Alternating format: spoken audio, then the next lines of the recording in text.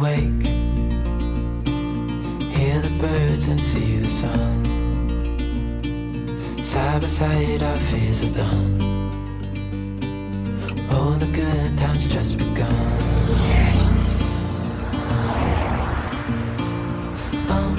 We know what we have, let's hold on tight. Found what we're looking for in life. Call us crazy, but things are finally right. With you and I, the future is bright. Oh, you and I, we got it. Oh, we don't need no more. Oh, even in the hard times, you and I can wait. Идем домой к родителям. Родительский дом. Before I sleep, hear the crickets, see the moon. Side by side and through. No limit to what we can do. Oh, we know what we have, let's hold on tight. Found what we're looking for in life. Call.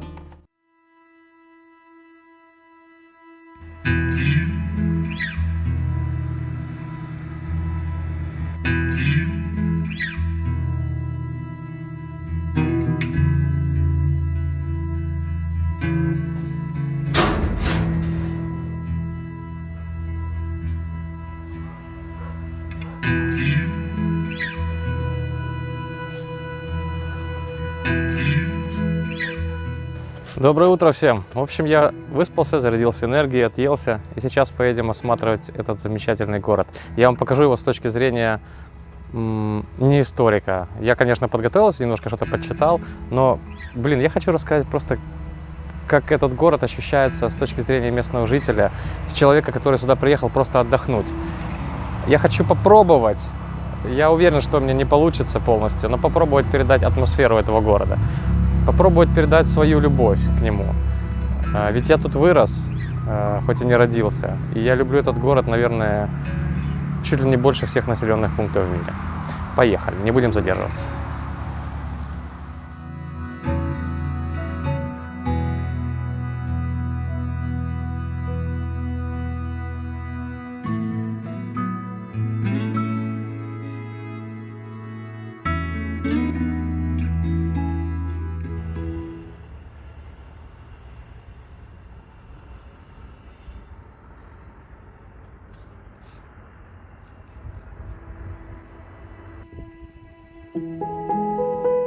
Первое, что вы увидите при въезде в Чернигов – белую красавицу Екатерининскую церковь.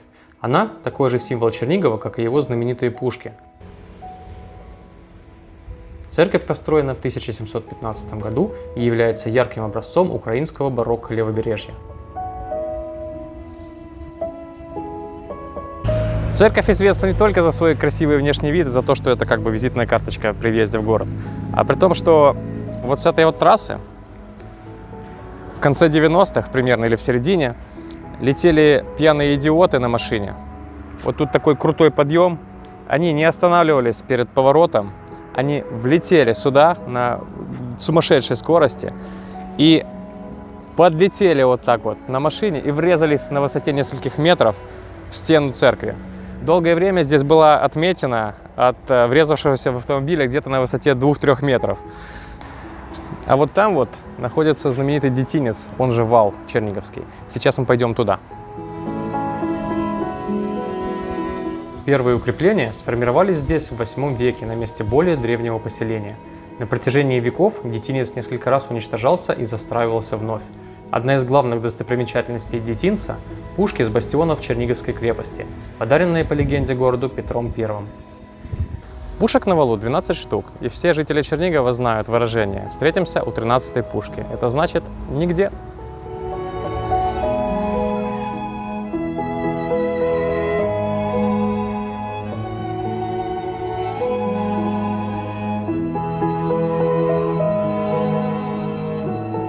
А вот это вот здание, оно очень давно здесь расположено.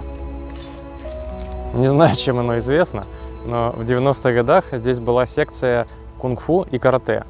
Я тогда туда ходил, и со мной чуть было не приключился печальный инцидент. Во время занятия обвалилась половина потолка и рухнула, тяжелые каменюки рухнули прямо на пол. В то место, где буквально минуту назад стоял на кулачках наказанный ученик. Тренер его наказал. Короче, я вышел оттуда черный, как негритенок, а потом пошел еще в театр со школой, со своим классом.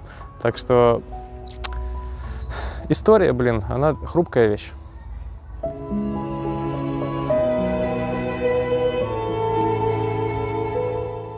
А это Спасо-Преображенский собор, пятиглавый восьмистолбный храм.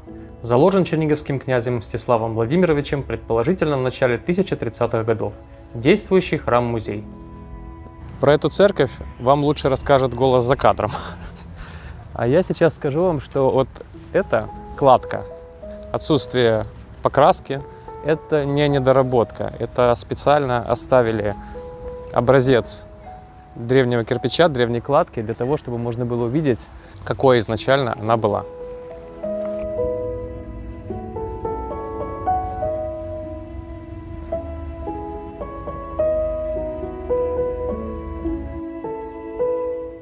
Борисоглебский собор конца XI – начала XII веков.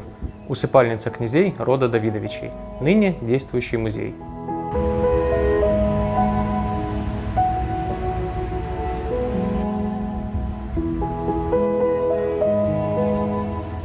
Изумительная атмосфера, конечно. Я сюда прихожу при любом удобном случае.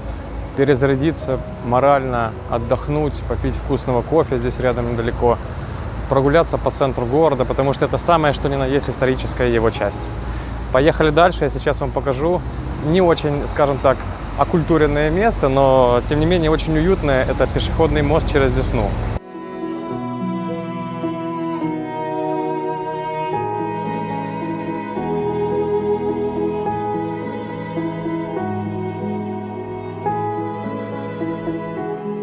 В общем, это единственный пешеходный мост через Десну в пределах города Чернигова. Следующий мост, насколько я знаю, он один только у нас, это на Киев, который ведет. Ну, там еще есть железнодорожный, но мы его не считаем, потому что там, конечно, пешком пройти можно, но вряд ли вы будете это делать. Мост достаточно высокий, чтобы показать вам вот такие вот красивенные виды, как за мной. Его высота 25-27 метров. Я не знаю, откуда взялась разница в 2 метра, но тем не менее интернет говорит, что это так.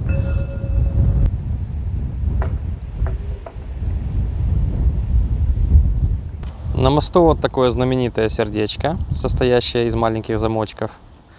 Они символизируют вечную любовь. Считается, что если вы этот замочек повесите сюда, то ваша любовь с вашим избранником или избранницей будет вечной. Я думаю, те, кто повесил сюда замочек и в итоге разошелся, вам возразят.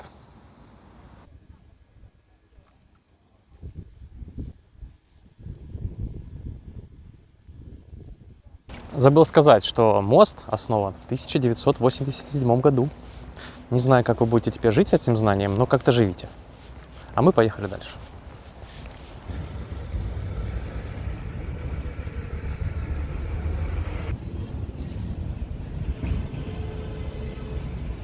А покушать мы пойдем в пиццерию Мамма Мия. Здесь она чудо как хороша.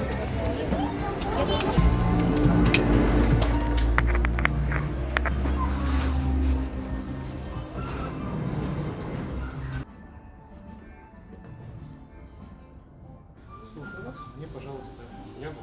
У кого размер? Маленькая.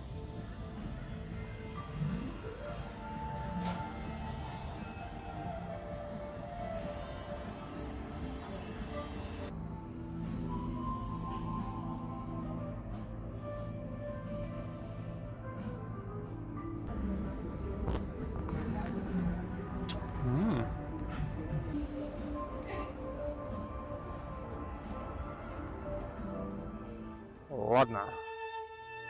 Поехали на Болдины горы с замечательной видовой территорией Васа.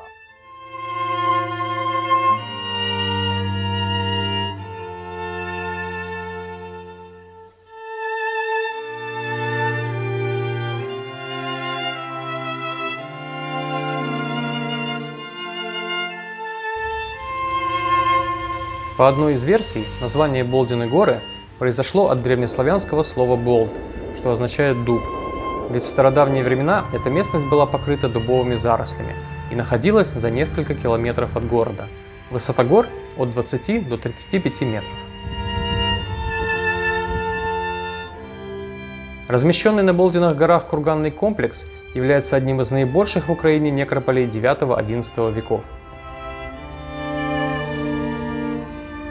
Среди крупнейших из них – курган Гульбище и курган Безымянный. В 1967 году на Болдину гору из села Коты был перенесен прах неизвестного солдата, а на могиле установлен обелиск и зажжен вечный огонь.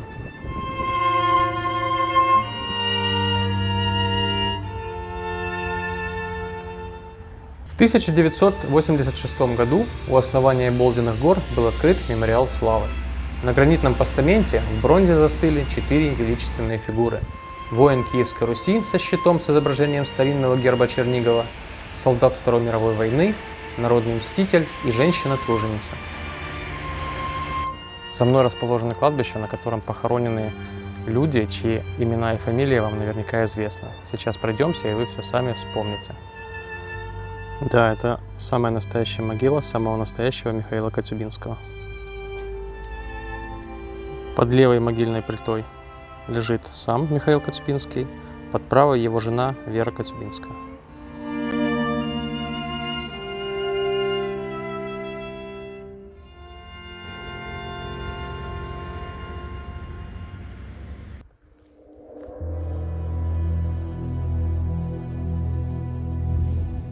По преданию, Илинский монастырь на Болдиных горах основан около 1069 года Антонием Печерским, разрушен в 1239 году татарами, вновь основан в 1649 году епископом Лазарем Барановичем.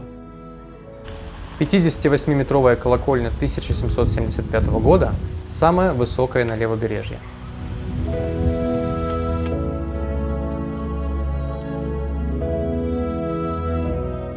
Короче, за моей спиной дети, которые меня преследуют весь день, на всех достопримечательностях. На валу я от них текал, здесь я от них бегу, потому что они прямо туда вот наверх сейчас с галдежом, со страшным эхом пойдут. Ну, в общем, может, это не те дети, не одни и те же, но тем не менее. Я подожду, пожалуй, пока они туда-сюда смотаются, пошумят, а потом в тишине мы пойдем туда уже на колокольню.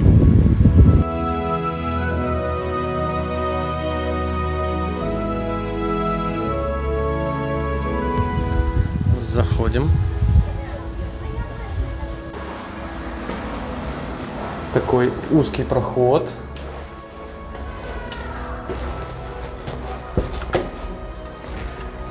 Только что головой приложился. Низенько, низенько.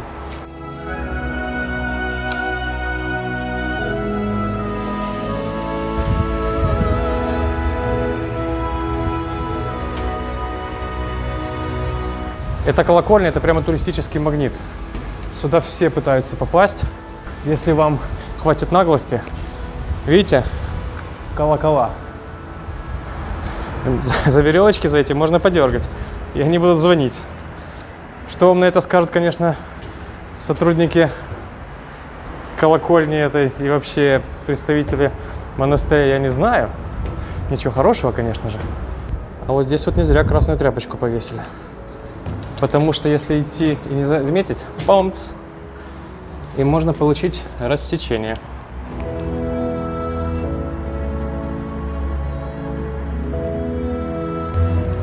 Так, последний пролет, который я прошел, пригнувшись, чтобы не задеть головой. И нам сейчас открывается вот такое замечательное зрелище.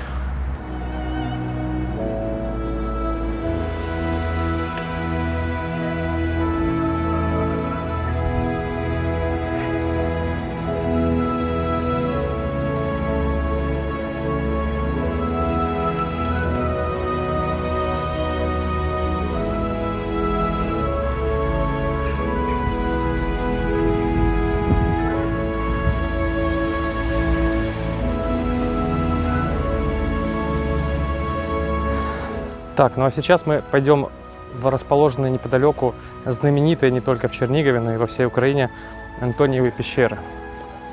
Очень интересное место, такое немножко таинственное. Сами все увидите.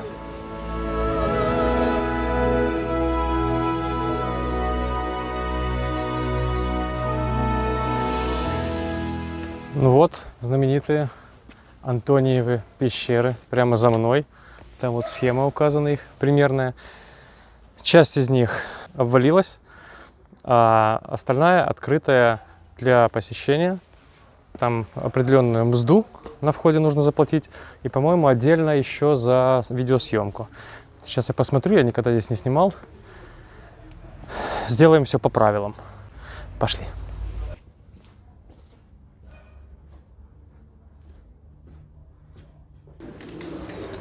Так, ну, началось приключение наше.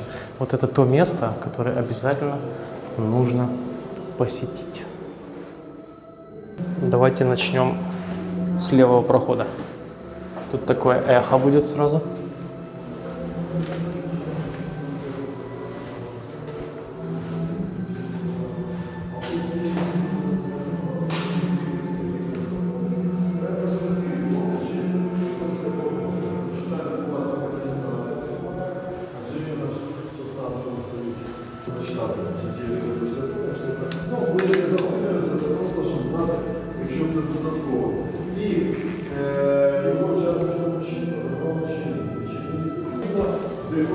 Так, вот тут вот есть нижний ярус. Мы попозже туда зайдем. А пока нам сюда.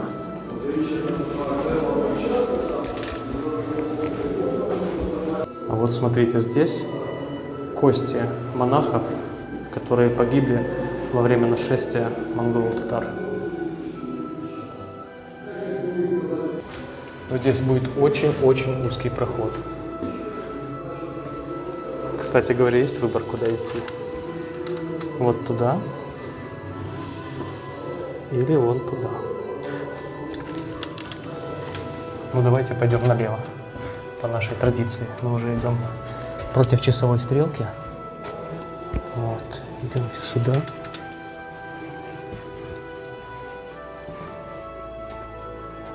Вот, а здесь такое... Вы знаете, если бы это было не святое место, не было, то я бы подумал, что там вход в ад сзади меня.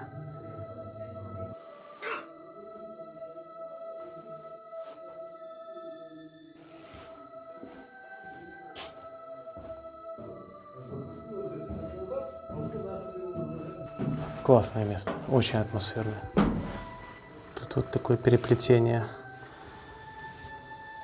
всяких железных конструкций.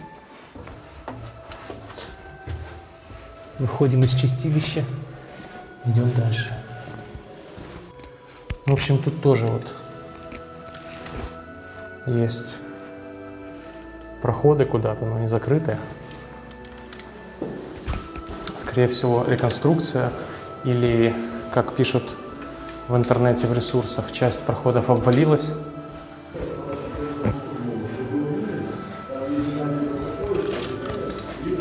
Смотрите, как низко. Все, я касаюсь макушкой, вот я уперся головой в потолок.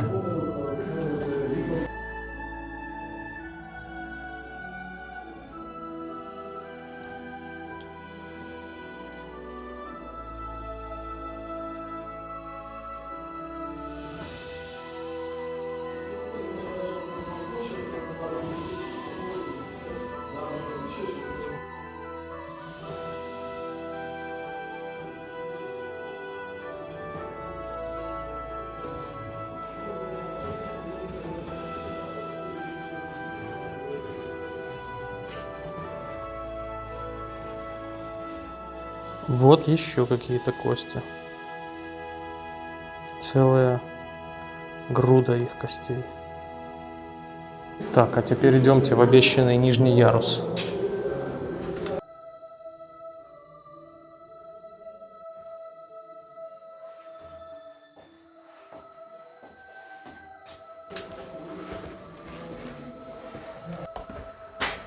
Тут он, кстати говоря, монашеские кельи. Я не знаю, видно, не видно. Видно, скорее всего, да. Я так понимаю, там спали. И вот тоже узенькая такая. Ага, я понял. Ну, тут уже фактически выход. Выход из пещер. Да, мы практически все обошли. Говорят, что в этом месте нужно постоять и попеть про себя. И тогда все будет хорошо. Попробуем.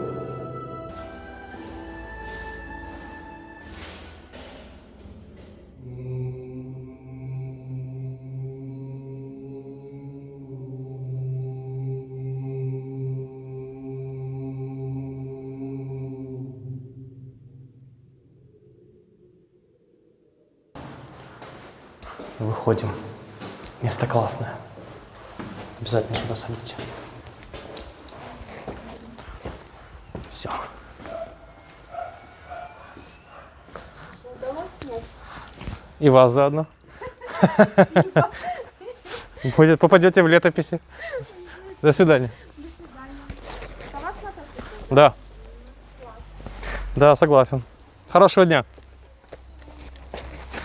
Все, закончили. Так, сейчас мы делаем тайм-аут. Солнце уже садится. Мы поедем. Я поеду. А вы вместе со мной поедем домой к родителям. Покушаем. Так. Нажимаю паузу. Кушаю Twix. See you soon. Родительский дом. Начало.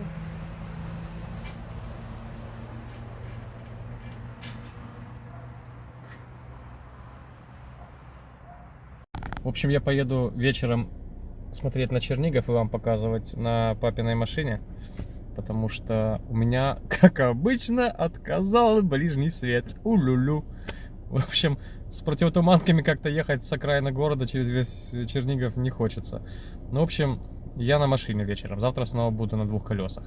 Погнали в центр.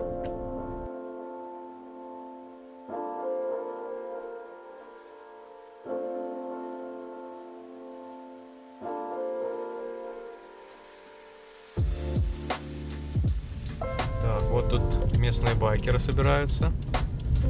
У нас их уже немного сегодня.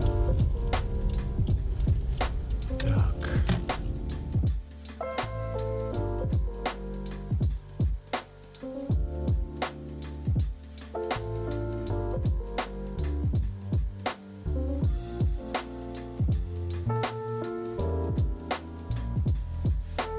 Народу не очень много, потому что, во-первых, будний день, во-вторых, уже холодно. Когда тепло и летом, здесь было реально каждый вечер, практически как день города. Праздник такой, все гуляют, тут народу полно.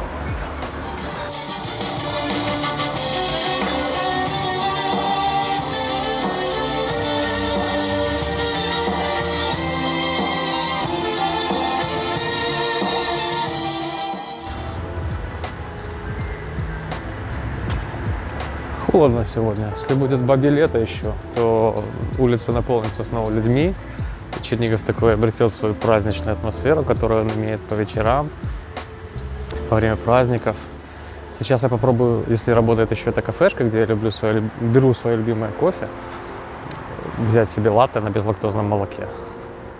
Кажется, эта кафешка работает. Реально в Чернигове их в последнее время столько пооткрывалось. Такой же бум был с магазинами одежды в начале 2000-х. Фотель. Вот эта кафешка работает, наверное, нет. Пойдемте посмотрим. До 22. Здравствуйте. Латте на безлактозном молоке. К сожалению, сейчас не А что есть? повезло. Ой, подождите, есть межмедальная. Супер вообще. Я думаю, последний клиент. Я подумала, что вы будете пить с меня. Не буду. Не, пил бы, пришлось бы. Но... Все, спасибо. Пожалуйста, хорошо вечер. Вам тоже. До свидания.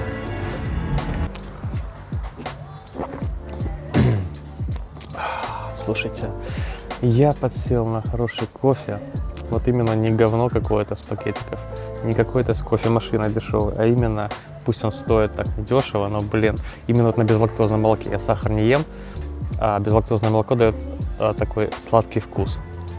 И вот латте, мягкость это и сладенькая. Пошлите дальше. Будем наслаждаться кофе и городом.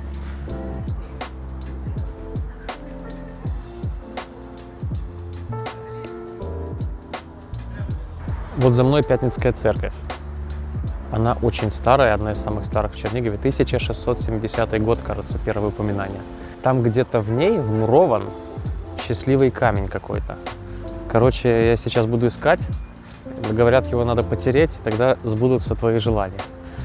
Ох, хотелось бы мне некоторые желания, чтобы сбылись. Но попробуем.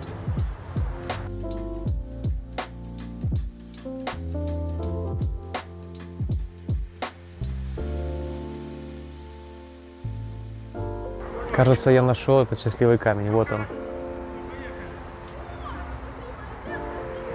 Надо потереть. Сейчас загадаю желание.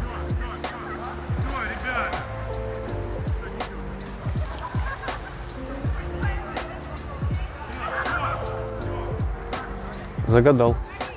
Теперь буду ждать. Может, сбудется.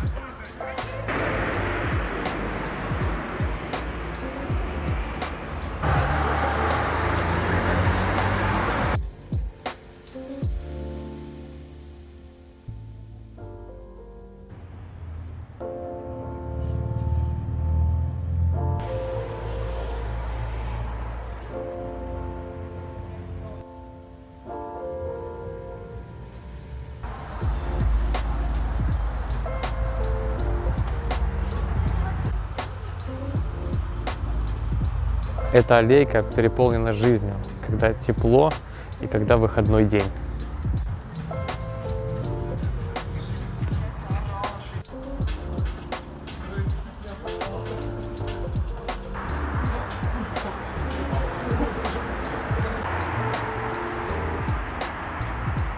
В общем, вернулся в то же место, откуда начал. Пора уже закругляться, ребята. Уже половина 12 или 11, половина 11, кажется. Я уже со временем запутался. Может быть, чуть-чуть вы прикоснулись к ночному Чернигову, но эту атмосферу нужно чувствовать кожей, втягивать себя внутрь, ощущать, смаковать. И, конечно же, камера это все не передаст. К тому же у меня к этому городу персональные, личные, любовные чувства. Поэтому я, конечно же, ощущаю это все по-другому, чем просто даже показываю. Ну, в общем, завтра у нас будет продолжение. Завтра мы едем по паркам, по речкам, которые находятся на территории Чернигова. Так что еду домой. Давайте, пока.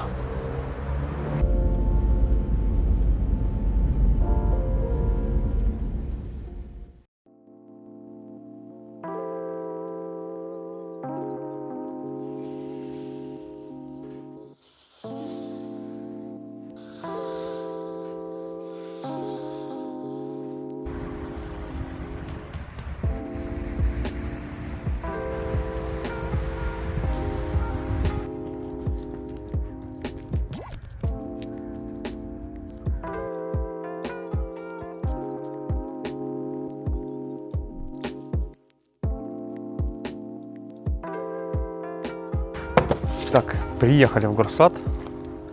Народу никого. Отлично. Собственно, что вам рассказать про горсад? Да, я ничего про него не знаю, кроме того, что это здоровенная такая рекреационная территория. Это, по сути, большущий парк. С чем связан горсад? С парком аттракционов, в который мы сейчас пойдем. Тут суть не в том, что какая-то историческая ценность его, а в том, какую он атмосферу дает вам. И здесь можно гулять, много, долго гулять. Начнем с того, что мы заглянем на аттракцион.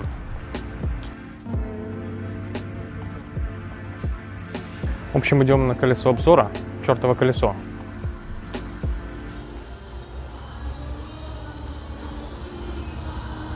Так, на желтенькую вот сюда садимся. И ради меня вот эту всю конструкцию включили. Сейчас надо здесь закрыться. Все, поехали.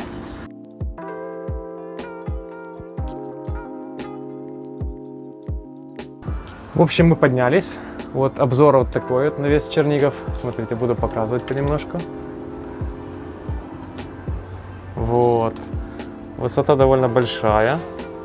Она позволяет увидеть Чернигов далеко, достаточно.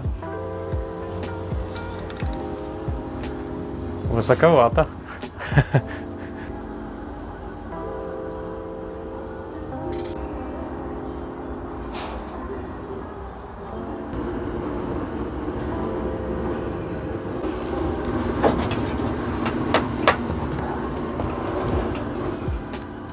Все. Вот это вот грандиозное сооружение. Тоже как бы советую посетить. В парке оно одно из самых интересных аттракционов здесь.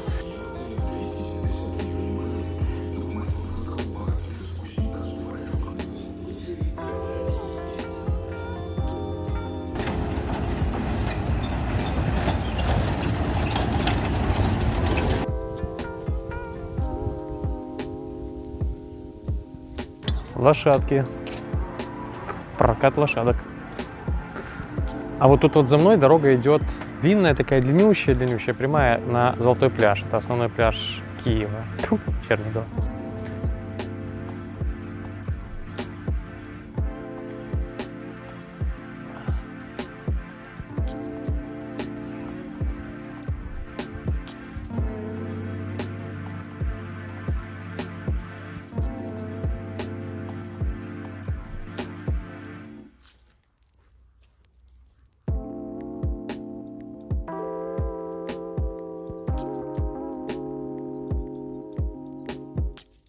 Я же говорил, очень длинная дорога к пляжу. Ну что, песочек еще на поверхности теплый. Если копнуть в глубину, конечно, он уже прохладный. Но загорать можно. Ну, а водичка уже, конечно, такое. Но я бы закупнулся, если бы не съемка. Ну, вот тут вот возле пляжа местная площадка развлечений, скажем так, территория. Здесь батуты, спортплощадки, кафешки, ресторанчики. Там даже большие рестораны есть, двухэтажные, там дальше будут. Как бы такой вот местный центр развлечений. Ну, собственно, на этом вот эта территория вся развлекательная и пляж заканчивается. Можно пойти, вот у меня за спиной шлагбаум, можно пойти дальше и обойти всю эту территорию, практически весь горсад по его окраине. Но там дорога не очень интересная, там жилой массив, как бы она симпатичная, но больше для местных жителей представляет собой какую-то ценность. Поэтому мы пойдем назад, и не только потому, что там веселее. Я еще хочу в туалет, там много деревьев, есть здесь спрятаться.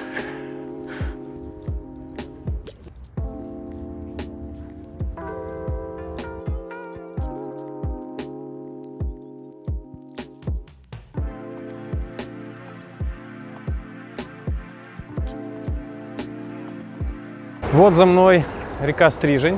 Я ее упорно путаю с озером Стрижень, и упорно так и называю, но потому что выглядит это между двумя дамбами, вот эта речка зажатая, она выглядит как маленькое озеро.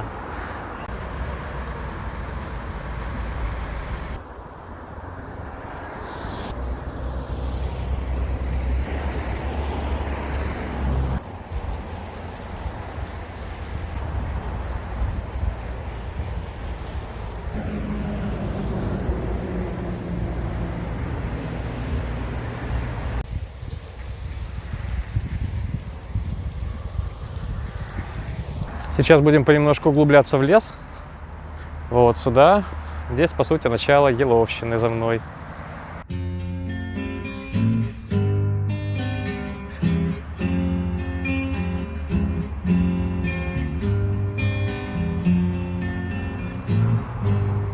Здесь очень легко дышится. Вот эта часть леса, она хвойная, как вы видите. А есть еще в той стороне, если идти примерно в полукилометре, начинается березовая роща. Причем так резко. Прогуляемся немножко по тропинкам. О, такого воздуха вот именно на городских улицах вы не получите. Первые летописные упоминания о местности датируются 1672 годом, когда своим универсалом гетман Демьян Многогрешный подтвердил собственнику мельницы на реке Стрижень Яловицкому право на ее владение. Именно от фамилии владельца и пошло название местности. На территории лесопарка Еловщина были найдены поселения бронзовой и ранней железной эпохи киевского типа и древнеславянской.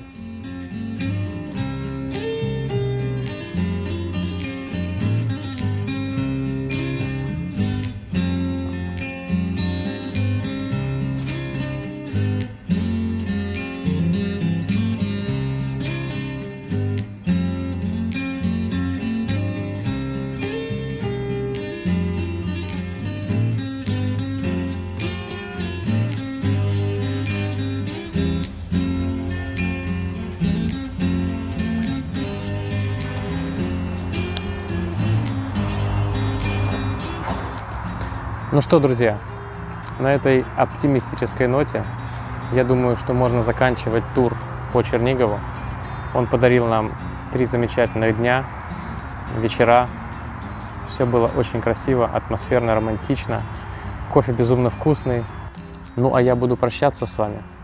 Я думаю, надеюсь, что погода позволит этой осенью мне еще куда-то поехать. И я смогу донести вам ряд интересных, занимательных историй. Все, пока-пока. До встречи в следующий раз.